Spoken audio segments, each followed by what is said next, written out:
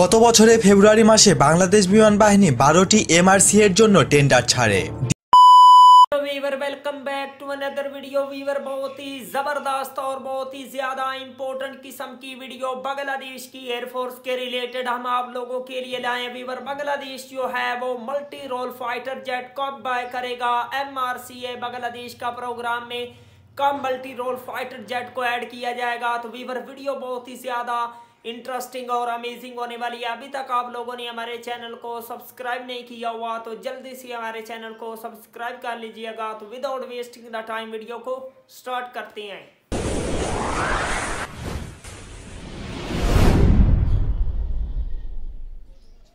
গত বছরের ফেব্রুয়ারি মাসে বাংলাদেশ বিমান বাহিনী 12টি এমআরসি এর জন্য টেন্ডার ছাড়ে।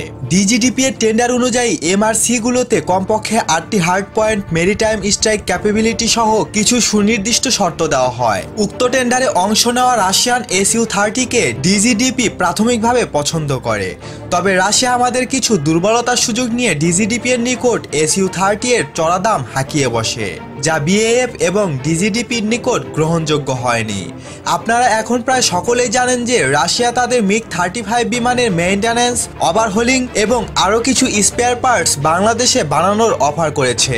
টট অফার করেছে কিনা তা এখনও শিওর হয়ে বলা যাচ্ছে না, কিন্তু করলে ভালো, না করলে কোনো প্রবলেম নেই। এখন আসি মূল কথায়। আপনারা অনেকেই বাংলাদেশ এয়ারফোর্সের উপর বিরক্ত ছিলেন, তারা এমআরসি এর ব্যাপারে এত দেরি করছে কেন। হয়তো এই অফারের জন্যই। এখন বিএএফ যদি MiG-35 কিনে তা হবে বাংলাদেশ বিমান বাহিনীর মেরুদণ্ড। আর যেহেতু এমআরসি এ 2022-23 আগে আসবে না, তাই হয়তো বাংলাদেশ এয়ারফোর্স আগে MiG-35 কিনে পরে আস্তে ধীরে এমআরসি এর জন্য যাবে। আর MiG-35 এমআরসি এর 85% কাজ করতে পারবে। যদিও আপাতত ব্যক্তিগতভাবে আমি MiG-35 কে সাপোর্ট করছি না। জেনে রাখা ভালো, MiG-35 এর ডিল আর এমআরসি এর ডিল পুরোপুরি আলাদা। MiG-35 ডিল হলে তা হবে G2G এর মাধ্যমে, আর এমআরসি এর হবে টেন্ডারের মাধ্যমে। এ থেকেই আপনাকে বুঝে নিতে হবে বাংলাদেশ এয়ারফোর্স MiG-35 কিনবে এমআরসি হিসাবে নয়। MiG-35 আসবে আমাদের বিশাল F7 বহরকে রিপ্লেস করতে। তাই আপাতত এক স্কোয়াড্রন MiG-35 অর্ডার করবে বলেই মনে হয়। আর এমআরসি হিসাবে আসবে সুখোই 30 কিংবা সুখোই 35।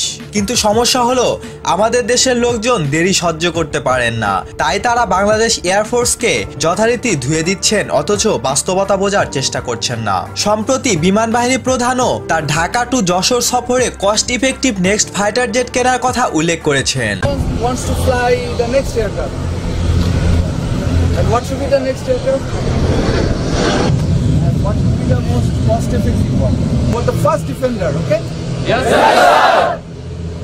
আর কস্ট ইফেক্টিভ লিস্ট শুধু MiG-35 এই রয়েছে। এছাড়া জাতীয় সংসদেও এমআরসিএ এবং মিড রেঞ্জ স্যাম নেওয়ার প্রক্রিয়া চলমান রয়েছে বলে জানানো হয়েছে।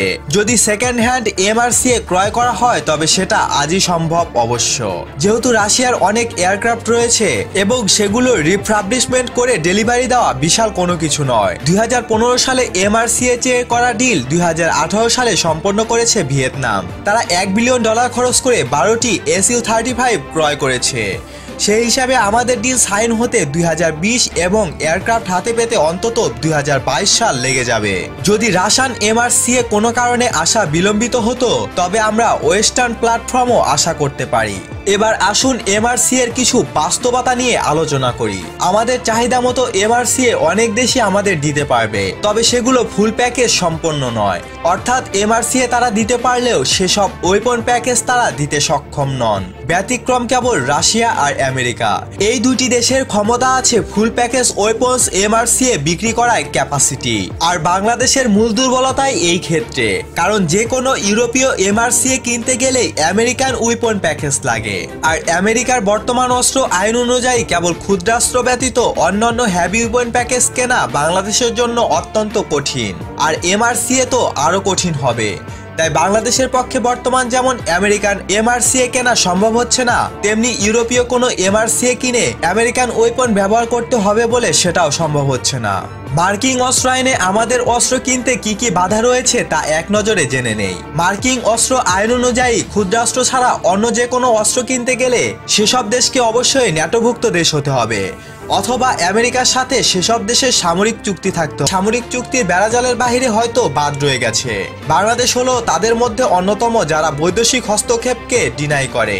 वंडरफुल वीवर, क्या शानदार किस्म के बांग्लादेश जो है अपने MRCA प्रोग्राम में फाइटर जेट को ऐड करना चाहता है। कितने बड़े बड़े जो हैं फाइटर जेट इसमें शामिल है। अमेरिका, USA के भी फाइटर जेट, रशिया के भी वीवर फाइटर जेट, और भी बड़ी बड़ी जो कंट्री है उनके फाइटर जेट जो है बांग्लादेश जो है अपनी फिजाइया के लिए ऐड करना चाहता है। इंशाल्लाह आई होप के बांग्लादेश जो है ऐसा करने में कामयाब हो और दुनिया के जदीद तरीन मॉडर्न किस्म के फाइटर जेट बांग्लादेश की फिजाइया में ऐड हो। तो वीवर, अगर आप लोगों को मजीद इंटरेस्टिंग वीडियो देखनी है तो जल्दी से हमारे चैनल को सब्सक्राइब कर लीजिएगा। मिलते हैं आपसे नेक्स्ट वीडियो में इंशाल्लाह, तब तक के लिए अल्लाह हाफिज।